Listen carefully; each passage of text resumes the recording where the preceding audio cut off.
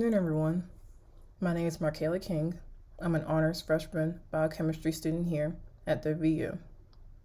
For this symposium, I'll be presenting the research my mentor, Rudy Castellani, and I have been conducting on examining female brains for chronic traumatic encephalopathy.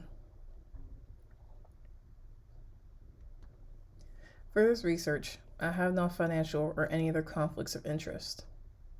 This is also the overview of the presentation and a briefing on what each slide will be about.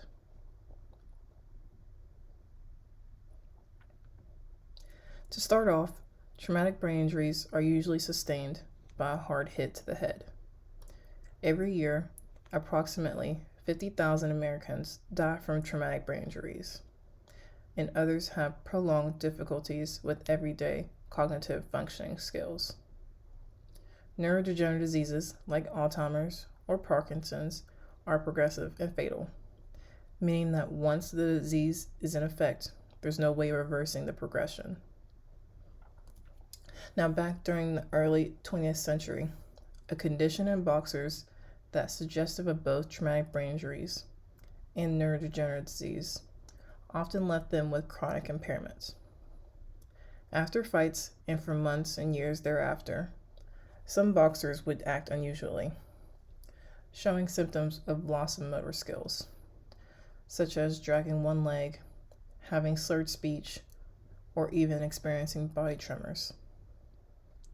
These events led to the initial hypothesis that traumatic brain injuries caused neurodegenerative diseases, although there is not a clear understanding of this concept. This hypothesis extended into the 21st century to other contact sport athletes. Now, the term CTE means chronic traumatic encephalopathy. It's described as a traumatic brain injury induced neurodegenerative disease. It's been used to address abnormalities in the brain, but is assumed to be in correlation with traumatic brain injuries. The collection of tau protein is a biomarker found in both chronic traumatic encephalopathy and Alzheimer's, which led to the belief that chronic traumatic encephalopathy correlates with traumatic brain injuries. However, this correlation hasn't been scientifically proven.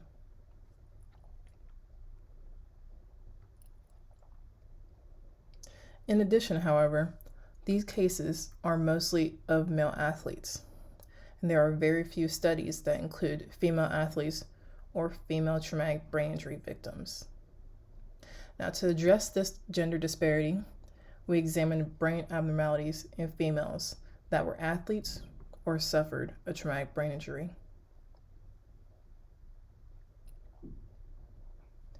We used brains from the autopsies of 28 female decedents. From those 28, 13 suffered genuine traumatic brain injuries. The average age of these cases was 45 years. The remaining 15 females were former athletes, and the average age was 32 years.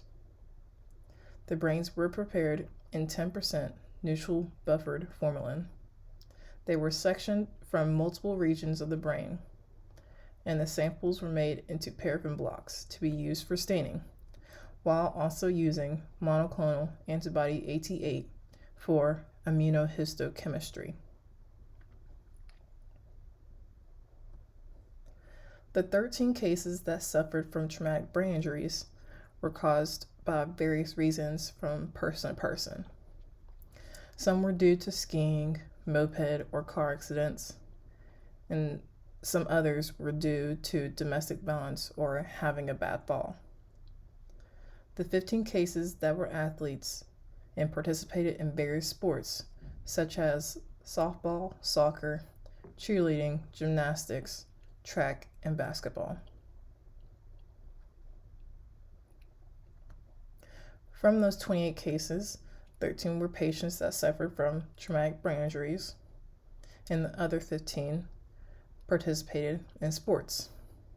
Now, our results found showed no evidence of chronic traumatic encephalopathy in any of these cases. Interestingly, One case showed features of early stage Alzheimer's.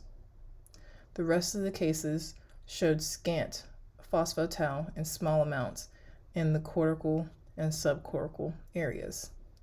But this is expected due to aging. This figure shows a case of a 23-year-old former college player, soccer, and the slide shows scant neural threads in the cerebral cortex. This shows a small abnormally phosphorylated tau protein in the cerebral cortex of the brain. The blue areas are normal neurons.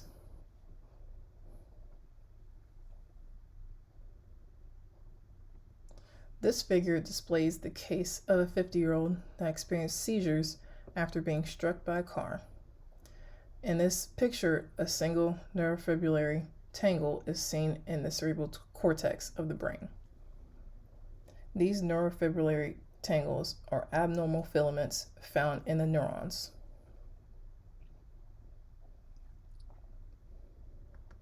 Now this figure shows the same 50-year-old showing a focus of tau in the astrocytes in a remote contusion.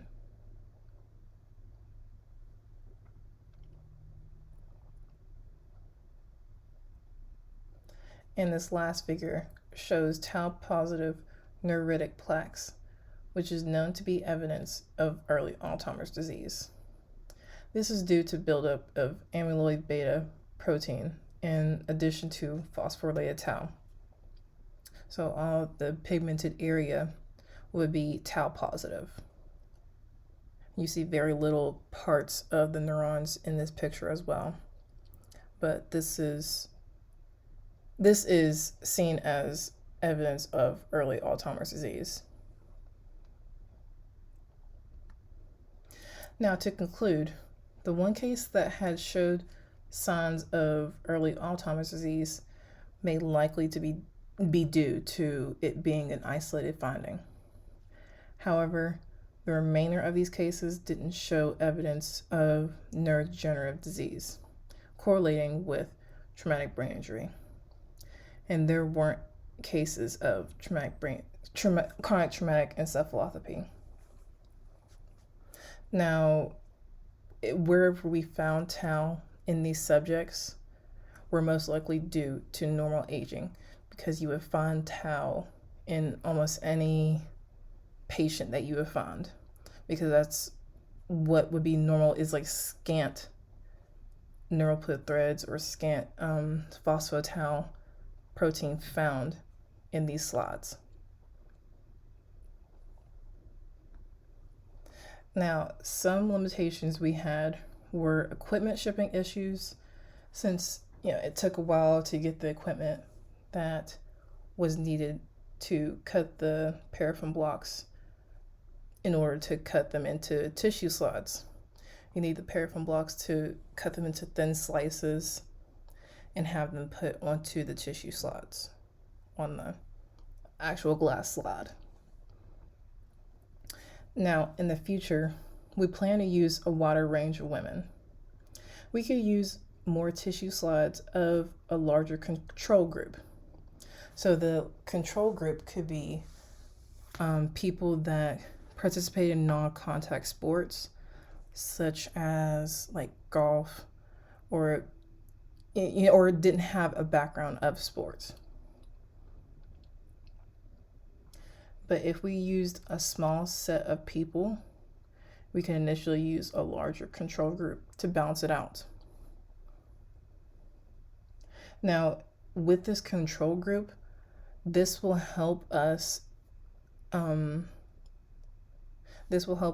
keep an efficient amount of data, thus so we can experimentally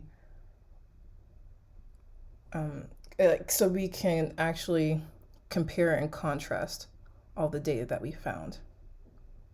So having this control group in the future, I feel like will help us with analyzing all the data that we see in the future. So in the future, we want to try and use a larger control group of people that may not have a background in sports at all or played sports that didn't have any contact. And lastly, these are my references. Thank you all for your time.